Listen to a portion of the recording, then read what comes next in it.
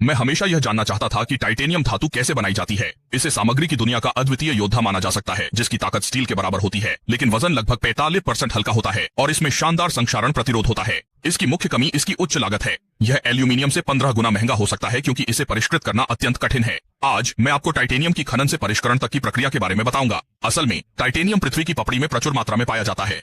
समस्या यह है कि यह पूरी तरह बिखरा रहता है। मुख्य रूप से यह इल्मेनाइट और रूटाइल जैसे खनिजों में पाया जाता है। इन खनिजों में टाइटेनियम ऑक्सीजन से बंधा होता है, जिसे अलग करने के लिए प्रक्रिया में रेत और पत्थर की व्यापक मात्रा को निकालना पड़ता है। खुदाई में बड़े एक्सकवेटर रेत पत्थर हटाकर उसे पानी के साथ मिलाते हैं और पाइपलाइन के जरिए खनन इकाई तक भेजते हैं। इसके बाद अलगाव प्रक्रिया होती है, जहां खनिज सर्पिल नाली के माध्यम से प्रवाहित होते हैं। वजन और केंद्रित बल के आधार पर क्वार्ट्ज सैंडरॉक भीतर फेंका जाता है। भारी इल्मेनाइट और अन्य टाइटेनियम युक्त खनिज बाहरी हिस्से में इकट्ठे हो जाते हैं। इस प्रक्रिया से टाइटेनियम यौगिक से समृद्ध कच्चा कंसंट्रेट प्राप्त होता है, लेकिन यह पूरी तरह शुद्ध नहीं होता। इसे पीसने वाली विशेष मिल में शुद्धिकरण के लिए भेजा जाता है। शक्तिशाली मैग्नेटिक सेपरेटर खनिज की विद्युत चालकता के आधार पर टाइटेनियम को अन्य खनिजों से अलग करता है। इसके बावजूद भी इल्मेनाइट में टाइटेनियम डाइऑक्साइड की मात्रा सामान्यतः केवल 50% होती है।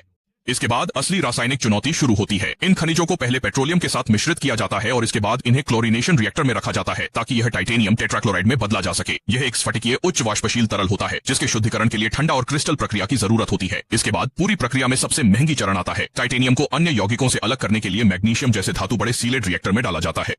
टाइटेनियम टेट्राक्लोराइड और एंजाइम को लगभग 1000 डिग्री तक गर्म किया जाता है और यह प्रतिक्रिया कई दिनों तक चलती रहती है। इस दौरान क्लोरीन और मैग्नीशियम गठित होकर मैग्नीशियम क्लोराइड बनाते हैं और टाइटेनियम अलग हो जाता है। हालांकि इस अवस्था में टाइटेनियम ठोस रूप में नहीं होता, बल्कि यह स्पंज जैसी संरचना में होता है, जिसे स्पंज टाइटेनियम कहा जाता है। इस स्पंज टाइटेनियम को कुचलकर उसके कणों को छानने के बाद लोडिंग टैंक में डाला जाता है।